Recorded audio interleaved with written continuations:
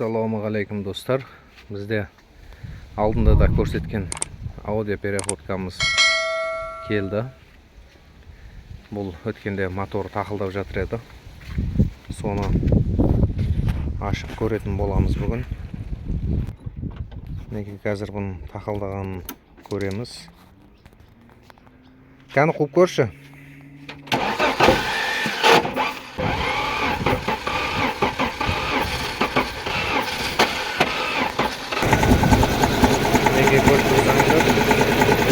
Бұл жерде в общем бір үшеуі ма істемей жатыр қазір свечаның. Основной тақылдап отқаны бұл жерде. Мына свечаны соғыратын болсақ, көрдің свечаны тақылдағаны қояды. Қазір тақылдап тұр бұл.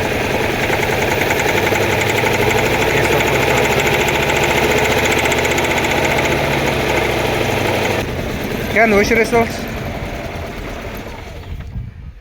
Бұл моторымызды қазір ашып көреміз. Бұл жерде біздің күмәніміз головка прокладка, әлде коленвал, болмаса поршындағы полис болуы мүмкін. Сол себепті қазір жоғары жағынан бірінші ашып бастаймыз бұны. Жоғары жағын ашқан соң астындағы поддонды ашып көретін боламыз. Бұны ашу үшін бізге алдыменен телевизор босайды ма екен, телевизорды босатып алсақ ары қарай жұмыс істеуімізге оңай болады.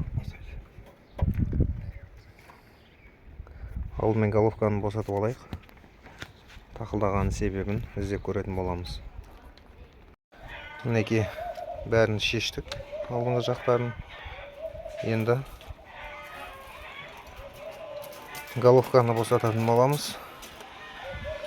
Ременді босатып, нәтижелі болса свечаларды шығарып, головканы шығарып көреміз.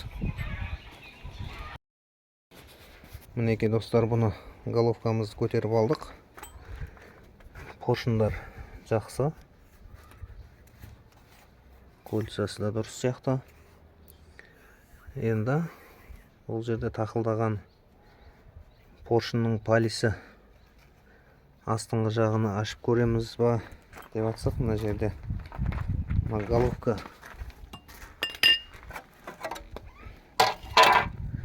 головканы көрсек, сәл көтеріп жүрген. Мінекей головкамыз бұл жерде именно осы 4 мінекей прокладка күйген. Бұл мынаяқтан майдың линиясы или болмасам судың линиясынан кетпеген. Просто мына жерде екеуі қосылғаннан кейін компресс бірін-біріне өтіп, содан тақылдаған дыбыс шығып жүрген. Біз бұны полистен көріп, коленвалдан көріп жүрсек, прокладка ортасынан күйіп кеткен екен мінекей. Мынау да уже жарылып бастаған мына жерде. Бұған енді жаңа прокладка алып кеп басып оталдыратын боламыз.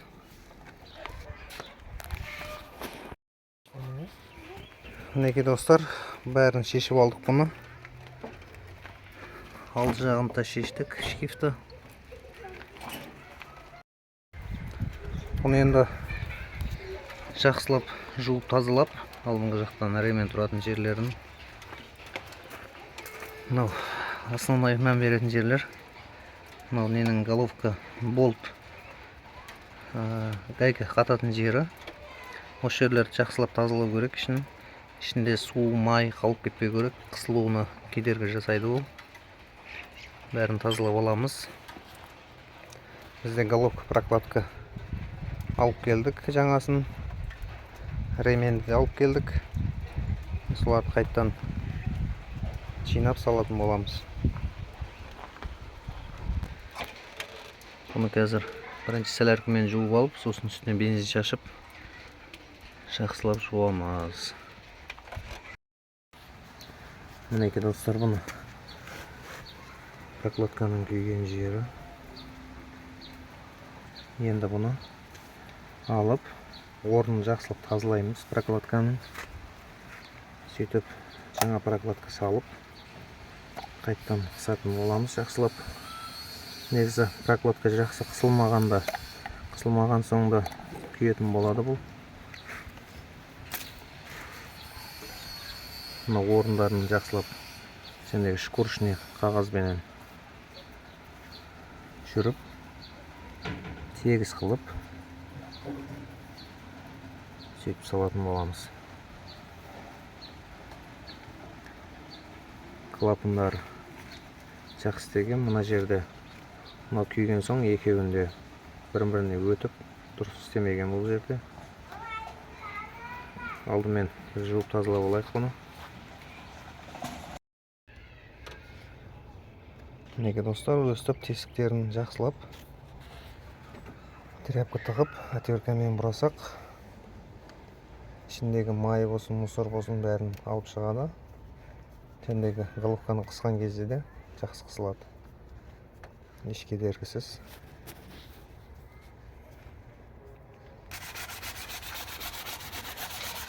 Мінекей головкамызды осылай тазалап аламыз. Жақсылап бетін тегістеп, анау прокладканың қалдықтарын тазалап, сосын жаңа прокладкамызды басып қыса берсек болады.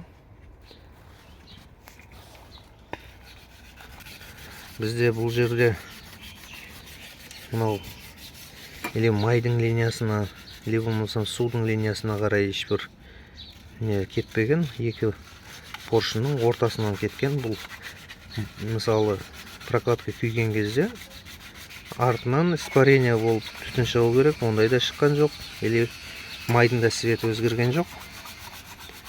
Бұны ашқан соң білдік. Неге осылай прокладкасын ауыстырамыз. Құдай қаласа жақсы жүріп кету керек.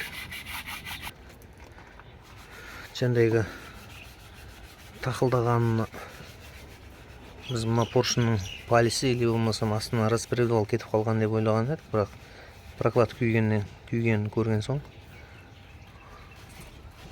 прокладкадан деп шештік. Қазір прокладкасын салып көреміз енді. Мына жақтарында бензинмен жақсылап жуып алдық. Ремен тұратын жерін ременде майланып кеткен екен. Бізде бұған бурдың майы аққан. Мына сәлініктері жақсы әлі.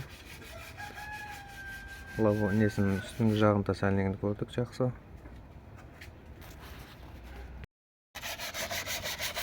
Осылай блогымызды жақсылап шкуртетіп аламыз, тазалап. Сол кезде жақсы шығатын болады.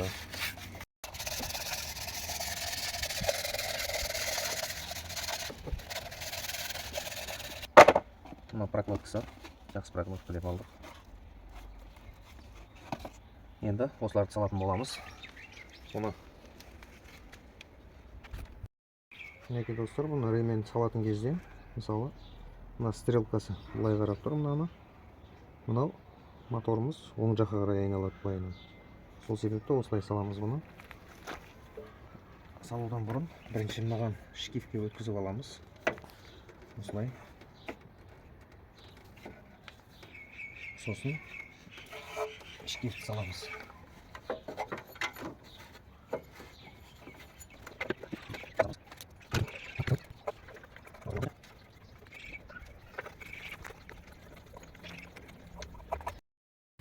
Мінекей достар, бұны ременіміз салып, маховикті қойып алдық. Бұда метка мынау тұр. Мінекей шкифтің өзінде тұр. Мынаған келеді. Мына жақта да меткасы бар, арт жағында да. Мына көріп тұрған болсаңыздар 0. Осы жерден көрініп тұру керек. Мінекей бірінші поршын жоғарыға шығып тұрады.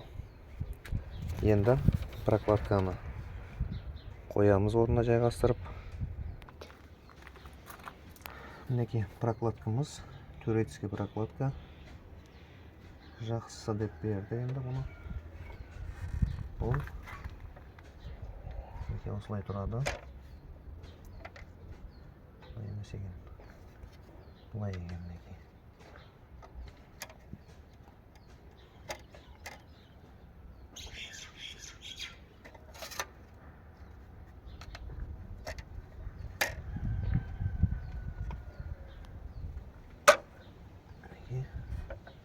Жайғасты.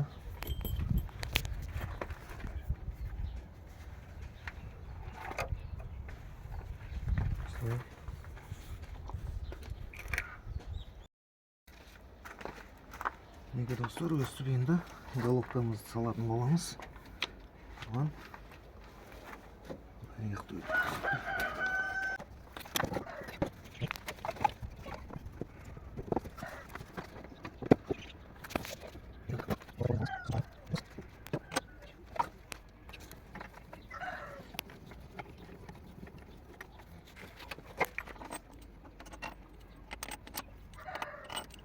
мына болттарын да мұқият болмаса жақсылап тазалау керек бұны. Егер қақ жиналып қалған болса, темір щеткамен қырып жақсылап тазаланып салынады.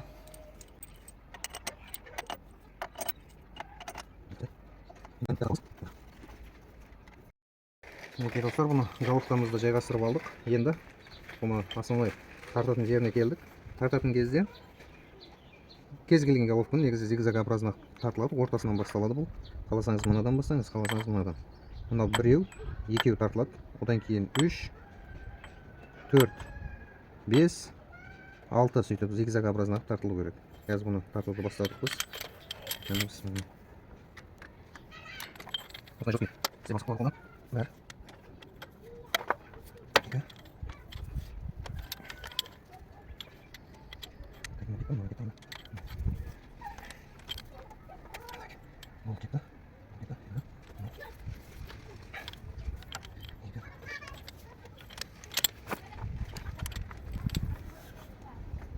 Головканы қысатын кезде жақсылап барынша қысу керек, болмаса прокладка күйеді. Сондай жақсы шықпайды.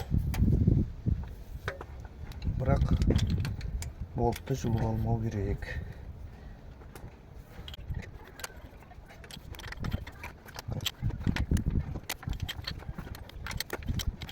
Енді осыны қайттан повтор жасап шығамыз.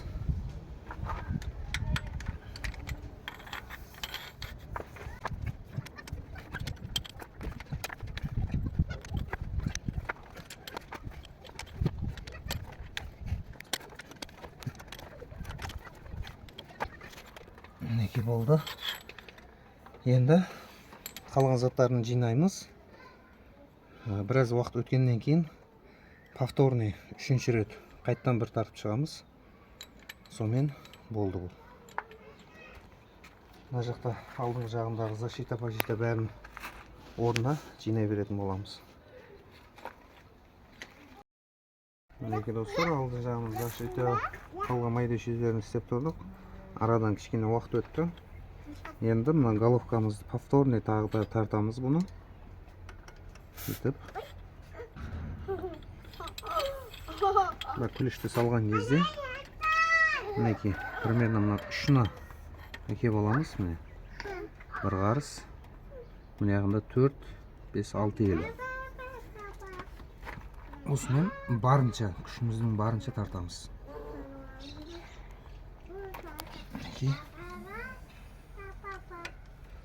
Бұл үшінші рет тартып жатыр уже.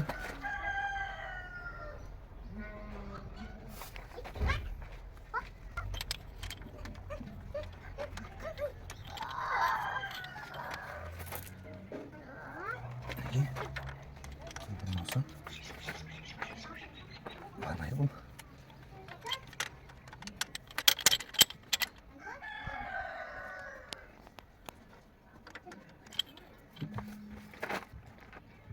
Бармайды. Азырақ жүрді.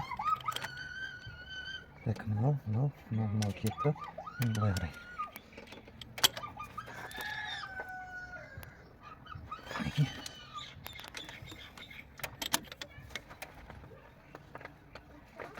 Так,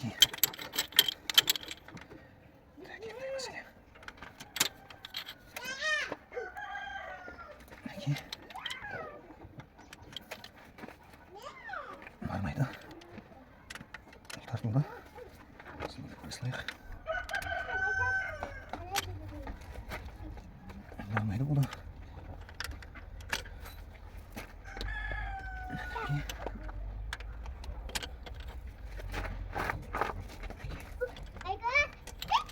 Мінекей осылай. Дұрыс бірақ тексеріп жасап қоймады. Енді үстіңгі жағындағы крышкасын жауып, қалған заттарын жинаймыз. Қазір мінекей достар бұны астыңғы жағындағы несі меткасы тұр мына жерде. Мінекей мынаған келеді. Мына жақта да метка бар бұда. Бұл да нөлде тұр қазір. Мінекей көрініп тұрған болса нөлде тұр. Жоғары жағына келетін болсақ, мына шкиф. Шкифте бір метка бар мінекей. Мінекей көрініп отқан болса, мына точка. Осы точка головканың мынау бұрышына келу керек. Осы жерге келсе, зажигание ровно болған болады негізі. Басқа машинелерде де таппай жатсаңыздар, зажиганиясын мынау бірінші поршынның распредвалдың мынау екі бұрышы мінекей 45 градусқа отырған кезде мынау да мынаусы да жоғары қарап тұрса, бұл зажигание ровно деген сөз. Мінекей мына жағынан іш жағынан көрінетін болса, мынау метка, мына головканың, крышкамен бірдей болып тұрса, сол зажигание жоғары жағы ровно болады. Бұл аудио 100 переходка 2-3 мотор да осылай қойылады. Бұл енді қазір бізге крышканы жауып, мына жерде полкты қоямыз.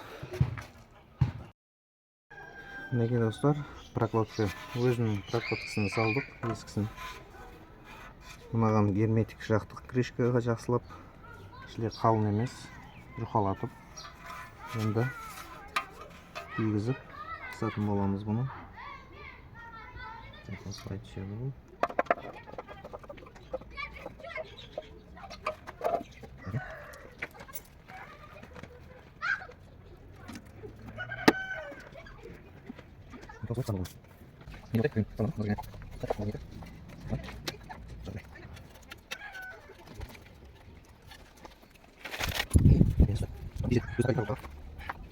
Енді сыртындағы защитнигін жабамыз, қалған заттарын жинайтын боламыз.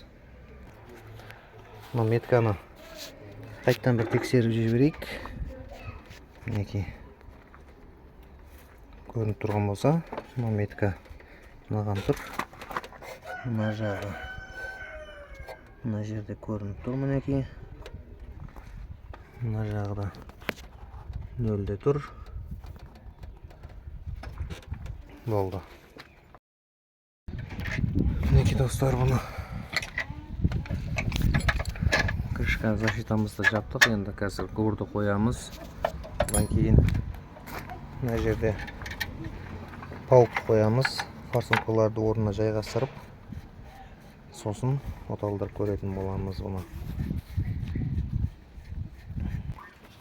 Мына форсункаларда мына резинкасымен шыққан, желательно азырақ герметик жағып жіберсек болады, өйткені мынау арасындағы сәлнектері қатып қалған, бұны ауа жіберуі мүмкін. Мінекей осыларды жайғастырып қоямыз.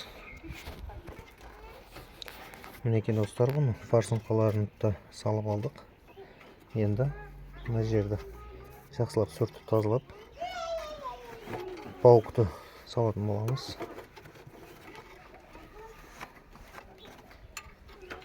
Паукты жайғастырамыз енді. Бақын орап қойған бенде? Мінекей мынаны паукты қойдық. Қалған заттардың бәрін, ременмен бәрін салдық. Енді свечаларын салып, мына жерде заслонкасын саламыз. Сосын мына жақта коллектор жалғауымыз керек екен. Соларды жалғап алайық алдыменен. Мінекей достар, оны бәрін жинап болдық. Зажигание бәрі қойылды. Енді оталдырып көретін боламыз. Кәні, оталдырш.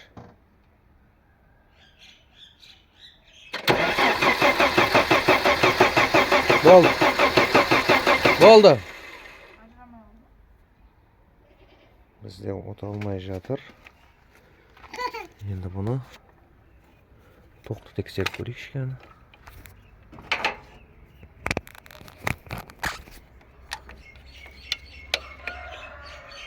Кәні?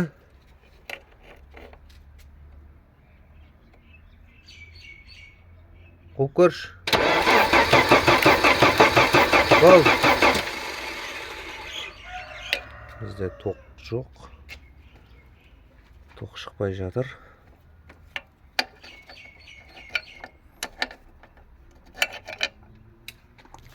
Енді бұны тоқты қаяқтан табамыз.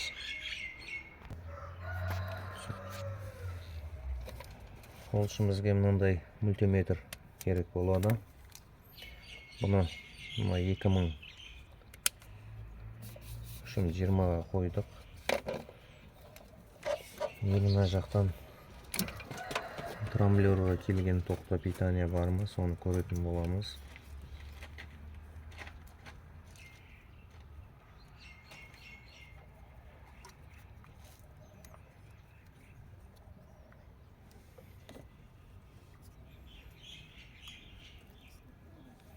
Оған тоқ кеп тұр, бірақ слабый. Онда тоқ. Оқшын бұл норма 11-5, 11-4, 11-ден жоғары болу керек. Оған питание бар.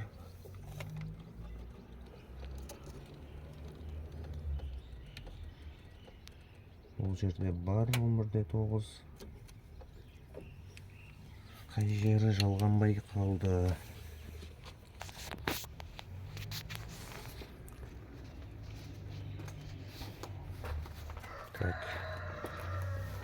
Тағы бір способ бар, бұдан бобинадан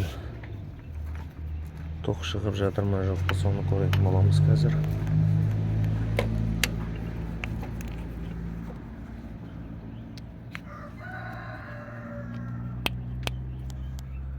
Мінекей мынау қазір бобинадан шыққан провод. Осыны прямо тексеріп көреміз. Мына жердегі мынау 3 контакттың ортасындағы бір провод салып и масса беру керек екен. Гозыққа сол кезде мына жерден іскер шығу керек.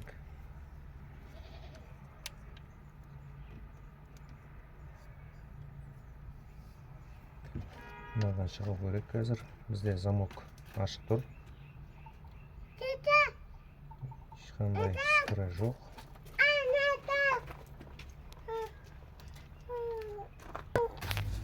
Даже бізде бобинадан тоқ шықпай жатыр. Мінекей. Ешқандай өзгеріс жоқ. Бұл жерде достар, бізде мынау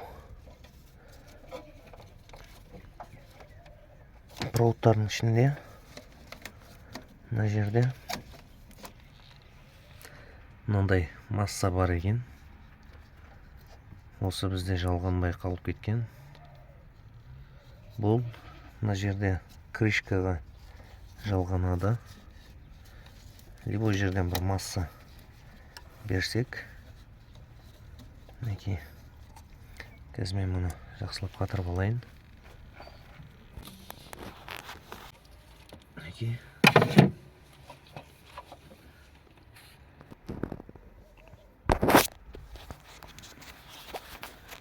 Енді мына жерде центральный бобинадан шыққанды мына жерде свечамыз тұр.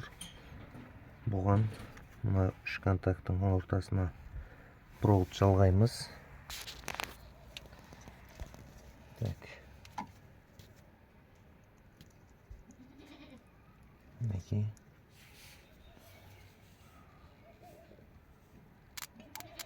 Көріп тұрған болсаңыздар, бұдан қазір тоқ шығып тұр мінекей.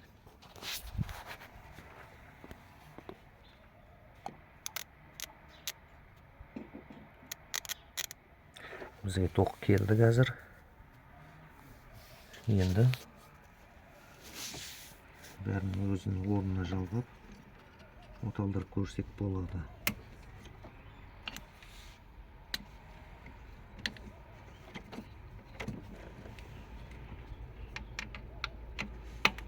Мінекей.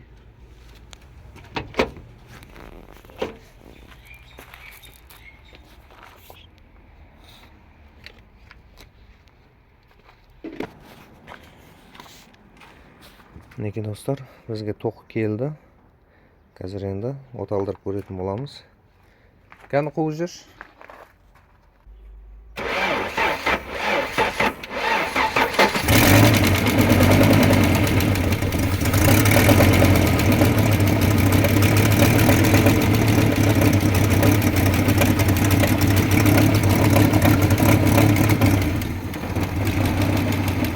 Болды, өшір.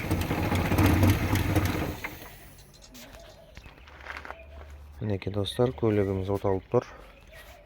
Енді қалған заттарын жинап, алдым мордасын, барлығын. Одан кейін қайттан бір айдап көретін боламыз. Мінекей достар, бәрін жинап болдық. Фара-мара, в общем, барлық заттарын қойдық. Енді оталдырып көреміз бұны. Тоқ жағда бәрі жақсы болды. Қоп көріңізші ән.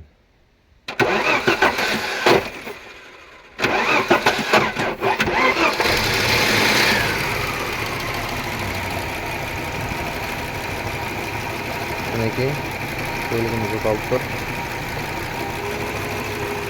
Осылай прокладкаларыңызды ауыстырып алсаңыздар болады екен.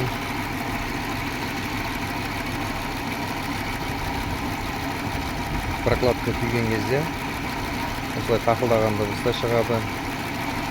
Әртүрлі жағдай болуы мүмкін. Оны ашқан соң мәлім болады.